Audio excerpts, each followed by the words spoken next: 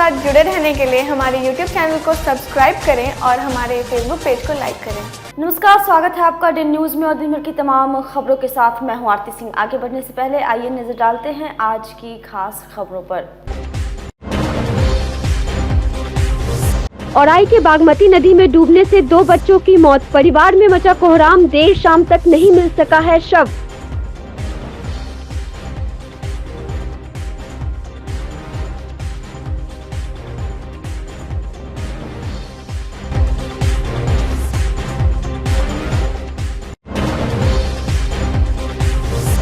लूट की साजिश रचते 2 अपराधी हथियार के साथ चढ़ा पुलिस के हत्थे, कई मामलों में रहा है वांटेड।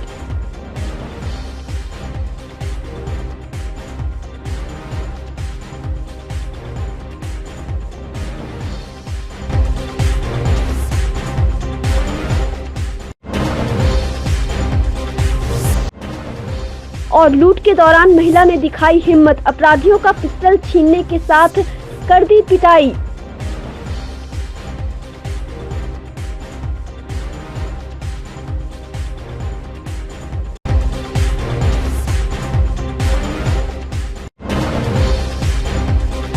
ये थी सुर्खियां और अब खबरें विस्तार से। शनिवार को औराई के बिरौल में नहाने के दौरान बागमती नदी में डूबने से 2 बच्चों की मौत हो गई। घटना के बाद मृतक के परिवार में कोहराम मचा हुआ है। वहीं मृतक दोनों बच्चों की पहचान उसी गांव के 12 वर्षीय मोनू कुमार और 13 वर्षीय आदित्य कुमार के रूप में हुई है। बताया जा रहा है कि 3 युवक दोपहर करीब 2 बजे भैंसी चराने के दौरान नदी में नहलाने के लिए बागमती नदी में नहाने लगा। एक युवक को स्थानीय गोताखोरों ने सुरक्षित निकाल लिया, वहीं 2 की डूबने से मौत हो गई। दोनों शवों की खोज लगातार जारी है। यहाँ नहाने के दौरान 2 बच्चा डूब गया है। एक 12 साल का है, एक 13 साल का है। दोनों नहा रहा था, 3 नहा रहे थे, एक निकल गया, बाकी 2 डूब गया है। एक मोनू कुमार है, एक आदित्य कुमार है। खोजबीन क्या की जा रही है? खोजबीन किया जा रहा है। स्थानीय गोताखोर जो प्रखंड के गोताखोर हैं वो लोग खोज रहे हैं और बाकी के लिए एनडीआरएफ तो कल आएगा, खबर कर दिया गया है। अगर आज नहीं मिलता है तो एनडीआरएफ आकर के खोज करेगा। घटना के बारे में क्या बताई गई? नहाने के दौरान हुआ है, लोग यही बता रहे हैं कि नहा रहा था, डूब गया, पैर फिसल गया, चल गया गड्ढा में। डूबने वाले कितने वर्ष के होंगे लगभग? एक 12 वर्ष का है, लगभग एक 13 वर्ष का है। सब लोकल यहीं बेदौल के रहने वाले हैं। पूर्व में कई लूटकांड और हत्या मामले में फरार चल रहे 2 कुख्यात अपराधियों को गुप्त सूचना के आधार पर मनियारी थाना क्षेत्र के माधोपुर से 2 पिस्टल, 2 जिंदा कारतूस और लूट की बाइक के साथ पुलिस ने गिरफ्तार किया। एएसपी सैयद इमरान मसूद ने बताया कि गुप्त सूचना मिली कि मनियारी थाना क्षेत्र के माधवपुर के एक बागान में बड़ी लूट की घटना को अंजाम देने को लेकर कई अपराधी इकट्ठा हुए हैं, जिस पर त्वरित कार्रवाई करते हुए विशेष पुलिस टीम बनाकर छापेमारी की गई, जिसमें 2 अपराधी को 2 पिस्टल और कारतूस के साथ मौके से गिरफ्तार किया है। इन दोनों अपराधियों के द्वारा वर्ष 2019 में सोना व्यवसायी से सोना लूटपाट के दौरान व्यवसायी की हत्या कर सोना की लूट की घटना को अंजाम दिया था। वहीं दोनों अपराधियों पर कई सारे थानों में कई आपराधिक मामले दर्ज हैं। फिलहाल दोनों को गिरफ्तार कर न्यायालय में प्रस्तुत कर जेल भेज दिया गया। मनियारी थाना क्षेत्र के 2 अपराधकर्मी जो काफ़ी लंबे समय से फरार चल रहे थे, हत्या और लूट के कांडों में उनकी संलिप्तता थी, उनको कल गिरफ्तार करके जेल भेजा जा रहा है। जी, उनके पास से कुछ सामान में पिस्टल वगैरह बरामदगी भी हुई है। अभी भी वो लूटपाट के केसेस को अंजाम देने की फिराक में है और उनके पास से कुछ देसी हथियार बरामद हुआ है। मुजफ्फरपुर में सुबह सुबह मॉर्निंग वॉक के दौरान स्कूटी सीख रही एक महिला ने बड़ी बहादुरी का परिचय दिया। महिला को स्कूटी पर अकेला देख 2 अपराधियों ने उसका चेन छीनने की कोशिश की, लेकिन स्कूटी सीख रही महिला अनुशंकर ने न सिर्फ अपना चेन बचाया बल्कि अपराधियों को पटक कर पीटा और उसकी पिस्टल भी छीन ली। पिस्टल छिन जाने के बाद अपराधी मौके से फरार हो गए। घटना काजी मोहम्मदपुर थाना के आम गोला ओवरब्रिज की है। जानकारी के मुताबिक ब्रह्मपुरा थाना इलाके की इमली चिट्टी की महिला अनुशंकर सुबह सुबह स्कूटी सीख रही थी। अनु के पति अभिषेक पीछे दूसरी बाइक से चल रहे थे। एक बाइक पर सवार 2 अपराधियों ने पिस्टल की नोक पर अनु को चेन छीनने के लिए घेरा। पीछे चल रहे उसके पति अभिषेक ने जब टोका तो एक अपराधी ने अभिषेक को गन पॉइंट पर ले लिया। इसी बीच मौका देख अनु ने अपराधियों को बाइक समेत धक्का मारकर गिरा दिया और दोनों ने मिलकर पहले पिस्टलधारी अपराधी से उनकी पिस्टल छीन ली। उसके बाद उन्होंने एक अपराधी की जमकर धुनाई भी की।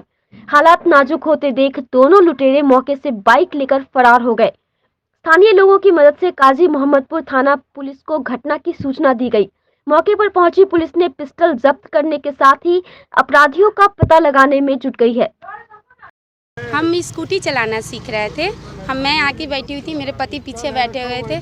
तो मेरा घर इमली चट्टी कस्टम ऑफिस के बगल में है।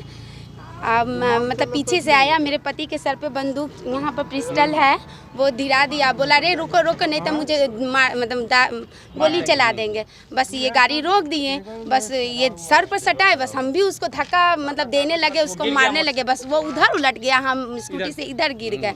बस उसको हम भी उठे मारने लगे। बस वो पिस्तौल जो भिराए हुए था वो भी पीछे गिर गया। बस जो बाइक पर था उसको हम तबराक में वो गिरा, तो ये मेरे पति उसके हाथ में घुमा के पिस्तौल छीन लिए। हम उसको मारने लगे, अरे भागो रे भागो। हम भी जोर जोर से चिल्लाने लगे, बचाओ बचाओ बचाओ।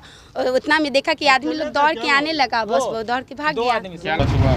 अब सूचना है कि अब घूम रहे थे, घूमने के क्रम में जो है चाबी छीन करके भाग गया। अच्छा, घूमने के क्रम में जो है महिला का जो है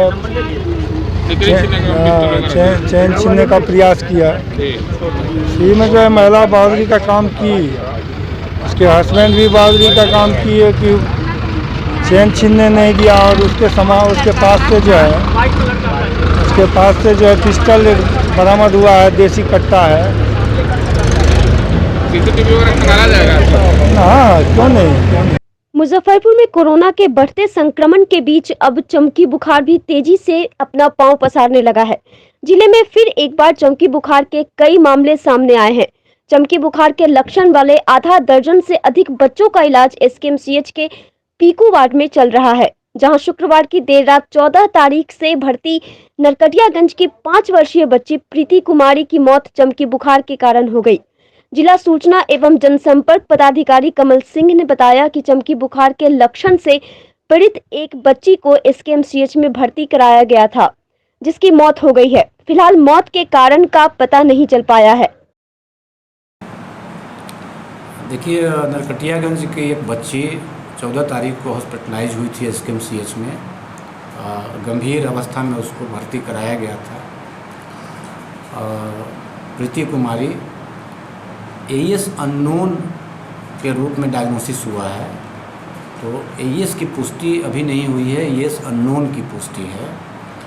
उस लिहाज से एक मौत हुई है 14 तारीख को देर रात में। उम्र उसका 5 साल है। जब एईएस को लेकर के और जो भी अद्यतन स्थितियां हैं वो ये हैं कि अभी तक कंट्रोल में स्थिति है। 12-13 बच्चे विभिन्न ज़िलों से और अपने ज़िले के भर्ती ये स्थानीय पीएचसी में आए। विभिन्न कारणों से उनको बुखार था और वो वहाँ से स्वस्थ होकर के अपने घर गए हैं। बाद बाकी स्थिति कंट्रोल में है। अभी कितने बच्चे इलाजत है सर? अभी मोटा पूरा आकलन मेरे को नहीं है, लेकिन 4-5 बच्चे जहाँ तक हमको सूचना मिली है। मुजफ्फरपुर में कोविड मरीजों की संख्या बढ़ती जा रही है, जिसके मद्देनजर अब एसकेएमसीएच मेडिकल कॉलेज अस्पताल में बेड की क्षमता को बढ़ाने की पहल शुरू हो गई है। राज्य सरकार से इस संबंध में निर्देश मिलने के बाद इसे लेकर मुजफ्फरपुर डीएम प्रणव कुमार और civil surgeon doctor SK Chaudhary ने शनिवार को एसकेएमसीएच मेडिकल कॉलेज अस्पताल में चल रहे कोविड इकाई के साथ साथ अस्पताल की क्षमता का निरीक्षण किया। अपने निरीक्षण के क्रम में डीएम प्रणव कुमार ने कोविड से ग्रस्त मरीजों के इलाज को लेकर भी एसकेएमसीएच के अधीक्षक से जानकारी भी ली। डीएम प्रणव कुमार ने बताया कि राज्य सरकार के निर्देश के आलोक में मेडिकल कॉलेज अस्पताल में कोरोना मरीजों के बढ़ते दबाव के मद्देनजर अब कोविड वार्ड में बेड की क्षमता बढ़ाई जाएगी। इसके तहत अब एसकेएमसीएच में अब कोरोना मरीजों के लिए 100 बेड और अतिरिक्त बढ़ाए जाएंगे। फिलहाल अस्पताल में 100 बेड पर कोरोना मरीजों का इलाज हो रहा है। नहीं, कोविड के जो संक्रमण के केसेस नए काफ़ी बढ़ रहे हैं। इस बढ़ते हुए केसेस को देखते हुए पूरे ज़िले में जो स्वास्थ्य की हम लोग की व्यवस्था है, जो बेड की उपलब्धता है, उन सभी को हम लोग और ऑगमेंट कर रहे हैं, बढ़ा रहे हैं। उसी क्रम में आज हम लोगों ने देखा, अभी तक हम लोगों ने यहाँ 110 बेड यहाँ पर स्थापित है और इसको भी और आगे हम लोग बढ़ा रहे हैं। करीब 200 बेड तक ले जाएंगे। और इसके अतिरिक्त जो यहाँ की समस्याएं हैं या यहाँ के जो फीडबैक्स हैं उसके आधार पर आगे कार्रवाई की जाएगी। कई जगह जो है ऑक्सीजन की सप्लाई की बात आई थी, उसको भी हम लोगों ने यहाँ पर इंश्योर कराया है कि कोई दिक्कत ना हो। तो सारी कार्रवाइयाँ की जा रही हैं ताकि पब्लिक को किसी तरह से भी दिक्कत ना हो। लेकिन पब्लिक से अपील है कि बिल्कुल कोविड के गाइडलाइंस जो है, प्रोटोकॉल है, उसका पालन करें। बिना मास्क के बिल्कुल बाहर ना निकलें, आवश्यकता हो तभी बाहर निकलें, सामाजिक दूरी का पालन करें और तभी हम लोग इस कोविड के जंग में जीत पाएंगे। कोरोना वायरस आज पूरी दुनिया में महामारी का रूप ले चुका है। कोरोना से संक्रमित मरीजों के लिए अब अस्पतालों में बेड भी कम पड़ रहे हैं। स्थिति तो यह है कि लोगों को अब अपने घरों में ही होम आइसोलेट किया जा रहा है। ऐसे लोगों के लिए उम्मीद की किरण बनकर उभरी है टेलीमेडिसिन। मुजफ्फरपुर में कोरोना संक्रमित मरीजों के लिए सदर अस्पताल में कॉल सेंटर और टेलीमेडिसिन की शुरुआत की गई है, जिसमें विशेषज्ञ डॉक्टरों द्वारा कोरोना संक्रमित मरीजों को टेलीफोन के माध्यम से चिकित्सा सेवाएं उपलब्ध कराई जा रही हैं।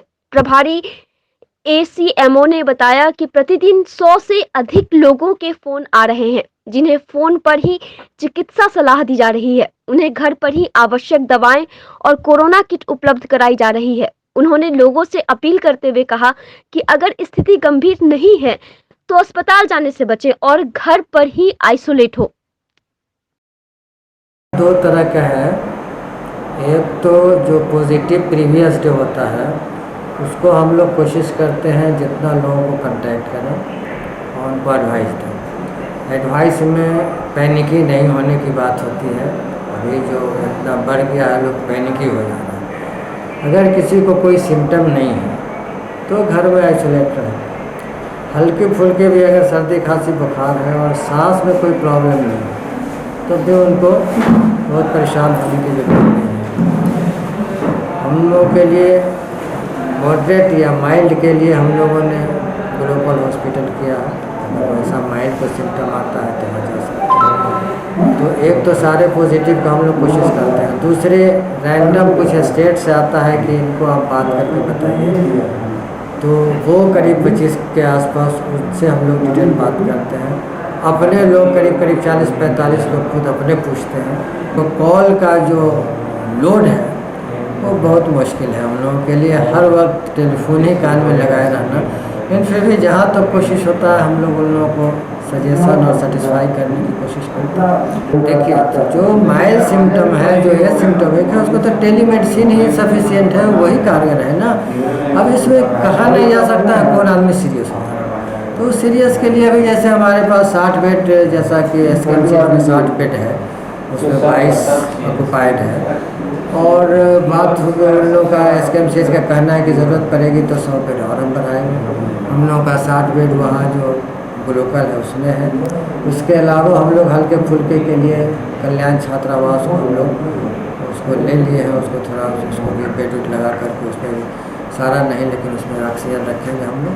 तो ये इंतजाम। मुजफ्फरपुर के सदर अस्पताल में एक बड़ी लापरवाही सामने आई है। कोरोना जांच किट और स्वेब को खुले में फेंक दिया जा रहा है, जिससे संक्रमण बढ़ने की संभावना और बढ़ गई है। आपको बता दें कि मुजफ्फरपुर में शुक्रवार को 500 से अधिक कोरोना संक्रमित मरीज पाए गए। इसके बावजूद कोरोना जांच किट और स्वेब खुले में फेंका जाना भारी लापरवाही को उजागर करता है। प्रभारी ACMO ने बताया कि जांच के बाद किट और स्वेब को सही तरीके से डिस्पोजल करना बेहद आवश्यक है। इसके बावजूद इन्हें खुले में फेंके जाने पर उन्होंने कहा कि जांच कर कार्रवाई की जाएगी। एक तरफ जहां WHO के द्वारा कहा जा रहा है कि कोरोना हवा में भी फैलता है, वहां स्वेब और कोरोना किट खुले में फेंका जाना अपने आप में ही बड़ी लापरवाही साबित हो रही है। सारा सदर में एंटीजन हम समझते हैं 500, 400, 500, 600 के आसपास प्लस 5000 के आसपास हमारा RT-PCR और एंटीजन दोनों मिला के सारा ब्लॉक से लेकर जो टेस्ट एंटीजन से किए जा रहे हैं उसके बाद उस किट का क्या किया जाता है? किट डिस्पोजल जो हमारा किट डिस्पोजल है, जो वो हमारा प्राइवेट एजेंसी जो है, जिसको जो वेस्ट मटेरियल का जो करते हैं वही करते हैं। तो खुले में छोड़ देना कितनी बड़ी लापरवाही है? खुले में उसको छोड़ देना कैसे छोड़े? जिस वक्त करते हैं हो सकता है वहाँ पर लगता है, तो सब डिस्पोजल जाता है हम लोगों का उस पर बना हुआ। जिले में बढ़ते कोरोना मामले के चलते अब अस्पतालों में ऑक्सीजन की कमी खड़ी हो गई है। सरकारी और निजी अस्पतालों में आईसीयू वेंटिलेटर्स के साथ हाई फ्लो ऑक्सीजन नहीं मिल पा रही है। ऐसे में मरीज इधर से उधर भटक रहे हैं। ऑक्सीजन की कमी के चलते विशेष रूप से आईसीयू और कोरोना मरीजों की जान पर बनाई है।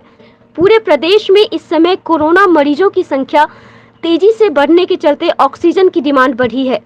ऐसे में सभी अस्पतालों में ऑक्सीजन की आपूर्ति की मांग खड़ी हो गई है।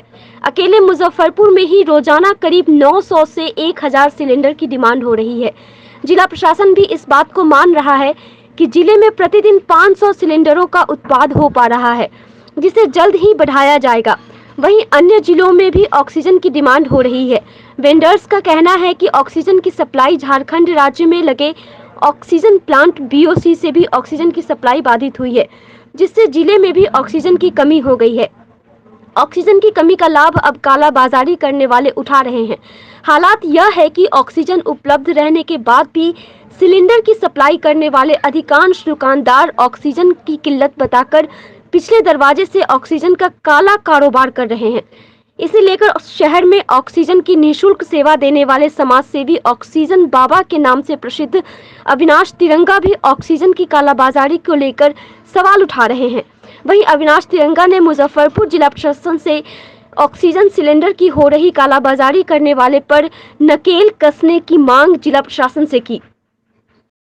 पहले 120 रुपया लेता था, अभी 300 लिया जा रहा है, यहू से 350 का ही ले रहा है। इतना महंगा सिलेंडर दे रहा है, वो गैस कम दे रहा है। 100 पहले 200 देता था, 100 दे रहा है। अब पैसा पूरा लिया जा रहा है। हम कहाँ से पैसा होते मरीज से पैसा लेंगे? नाजायज नहीं हो रहा है कि ऑक्सीजन मिल नहीं रहा है, और मिल रहा है तो महंगा मिल रहा है। हम महंगा लेकर मरीज को हम कितना पैसा लेंगे? नाजायज तो ले नहीं सकते हैं। मेरा निजी एम्बुलेंस है, अपना हर प्रकार के मरीज आता है, इस पर चढ़ता है। मनमाना पैसा ऑक्सीजन के लिया जा रहा है। देखिए, ऑक्सीजन की कमी नहीं है, और हॉस्पिटल में अभी जिला प्रशासन का जो निर्देश आया है तो एक ही प्लांट है अपने यहाँ बेला में, वही 3-4 जिला में सप्लाई करता है। वह उपलब्ध है, अभी कोई दिक्कत नहीं है ऑक्सीजन की। लेकिन छोटे वाले सिलेंडर जो होम क्वारंटाइन लोग हैं उनको दिक्कत है। हमारे पास भी जो स्टॉक था वह समाप्त हो चुका है, लेकिन हम मैनेज कर रहे हैं, हम लोग देने का कोशिश कर रहे हैं। लोग खुद से खरीद भी रहे हैं, लेकिन सिलेंडर की कमी हो गई है और उसको काला बाजार में लोग कुछ अवेलेबल भी है तो उसको लोग जात दिए हैं, ब्लैक हो रहा है। हम लोग के पास जहाँ तक व्यवस्था है उससे हम लोग मदद कर रहे हैं लोगों की।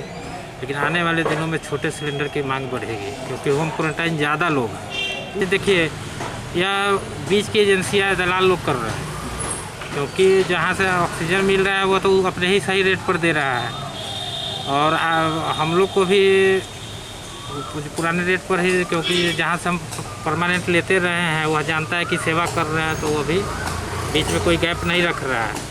लेकिन पटना से में जो किल्लत हुई, वहाँ से जो मनमाने कीमत पर यहाँ से ऑक्सीजन सिलेंडर खरीद के ले जा रहे हैं पटना के हॉस्पिटल में, जिसके कारण स्कार्सिटी हुई है और लोग पैसा कमाने के लालच में उसको कह रहे हैं कि नहीं है, जबकि ऑक्सीजन की कोई कमी अभी मुजफ्फरपुर में नहीं है।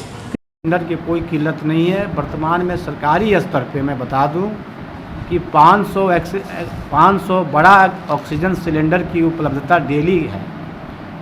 जो प्लांट है बेला में, वहाँ पे 500 बड़ा ऑक्सीजन सिलेंडर का उत्पादन डेली हो रहा है। अन्य ज़िलों में मेडिकल पॉइंट ऑफ व्यू से ही, जैसे दरभंगा में और सुपौल में इसकी सप्लाई थी, जिसे फ़िलहाल रोका गया है। हम ये नहीं कर रहे हैं कि अन्य ज़िलों में सप्लाई को रोक दिया गया है। निर्देश ये दिया गया है संबंधित उत्पादन एजेंसी को कि मुजफ्फरपुर में कोविड हॉस्पिटल को ध्यान में रखते हुए, उसके रिक्वायरमेंट्स को ध्यान में रखते हुए मुजफ्फरपुर के रिक्वायरमेंट्स को पहले पूरा किया जाए। साथ ही निर्देश ये भी दिया गया है कि इंडस्ट्रियल में जो भी सप्लाई होता था उस पर तत्काल रोक लगा दी गई है। अभी हमारे यहाँ 500 की क्षमता है ज़िले में, जिसे बढ़ा करके अगले 1-2 दिन में 800 करने का निर्णय लिया गया है। शहर के पुरानी बाजार सब्जी मंडी में दुकानदारों और ग्राहकों को सरकार के आदेश का कोई असर नहीं है। इन्हें कोरोना संक्रमण का डर ही नहीं है। सब्जी मंडी में देखकर अंदाजा लगाया जा सकता है कि यहाँ कारोबार करने वाले लोग संक्रमण को बढ़ाने में कितने मददगार बन रहे हैं। यहाँ इक्का दुक्का व्यक्ति को छोड़कर किसी ने भी मास्क नहीं पहन रखा था। वहीं लोग पूछने पर तरह तरह के बहाने बना रहे हैं और कैमरे के सामने मास्क पहन लेते हैं, लेकिन स्थिति भयानक होती जा रही है। आपको बता दें कि जिले में बीते दिनों 554 कोरोना के नए पॉजिटिव मामले सामने आए हैं, लेकिन लोगों में कहीं भी खौफ देखने को नहीं मिल रहा है। एक्टिव केसों की संख्या 2500 से अधिक हो चुकी है। हमको बोलने नहीं आता भैया ये। नहीं, कोरोना से डर नहीं लग रहा है, मास्क नहीं लगाए हुए थे।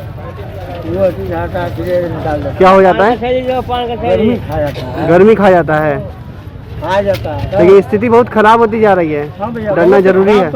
राजद सुप्रीमो लालू प्रसाद यादव की जमानत याचिका पर झारखंड हाई कोर्ट ने अपना फैसला सुनाया। अदालत ने लालू यादव को जमानत दे दी है, जिसके बाद बिहार में राजद कार्यकर्ता सहित लालू समर्थकों में जमकर उत्साह है। मुजफ्फरपुर में पार्टी कार्यालय में राजद विधायकों के साथ कार्यकर्ताओं ने एक दूसरे को मिठाई खिलाई और खुशी जाहिर की। इस दौरान कांटी विधायक इसराइल मंसूरी ने कहा कि सच को परेशान किया जा सकता है, लेकिन दबाया नहीं जा सकता। हम लोगों को न्यायालय पर भरोसा था और न्यायालय ने आज जमानत दी। साथ ही इस समय कोरोना का खौफ है, नहीं तो गांव के खेत खलिहानों तक भीड़ उमड़ पड़ती है।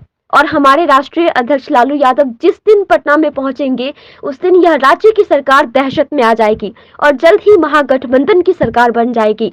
वहीं गायघाट विधायक निरंजन राय ने कहा कि आज हमारे लिए बहुत खुशी का दिन है कि जन जन के नेता अब बाहर आ रहे हैं और उनके स्वागत के लिए जन सैलाब तैयार है। जिलाध्यक्ष रमेश गुप्ता ने कहा कि राजद कार्यकर्ताओं में हर्ष का माहौल है।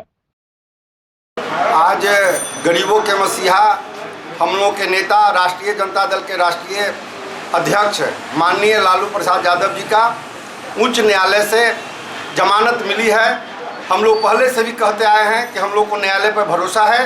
न्यायालय ने आज जमानत देकर गरीबों के मान सम्मान को बाहर निकालने का जो आदेश दिया है, हम लोग पार्टी के तमाम कार्यकर्ता साथी आज सोशल डिस्टेंसिंग और कोरोना काल को देखते हुए हम लोग हर्षोल्लास तो जरूर मना रहे हैं, लेकिन अभी जो कोरोना महामारी है इसके चलते हम लोग बहुत ज़्यादा कोई कार्यक्रम नहीं किए हैं। बहुत ही हर्ष का दिन है कि हम लोग के आदरणीय नेता और पूरे देश ही नहीं विश्व के जन जन के नेता, गरीबों के मसीहा आदरणीय लालू प्रसाद जी का जो जमानत उच्च न्यायालय से मिला है, आज उसका हर्ष हम सब लोग यहाँ मना रहे हैं।